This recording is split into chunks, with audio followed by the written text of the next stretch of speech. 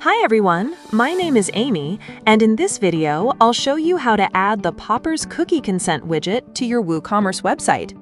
A cookie consent widget helps you inform visitors about cookie usage and manage consent preferences in a clear and user-friendly way.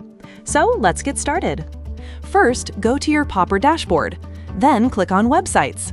After that, click on Add New Website and enter your WooCommerce website link. Once you've added the link, click on Add Website. Next, go to your WordPress dashboard.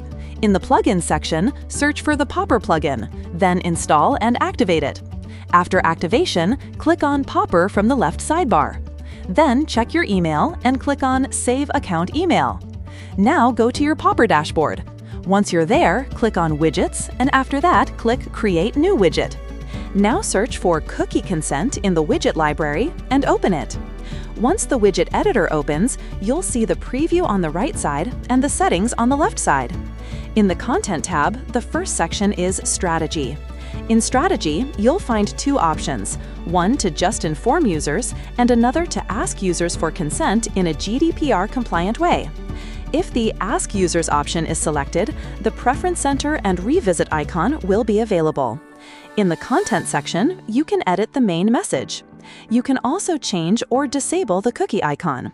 There is also a Privacy Policy option, where you can choose to include or exclude the privacy policy link.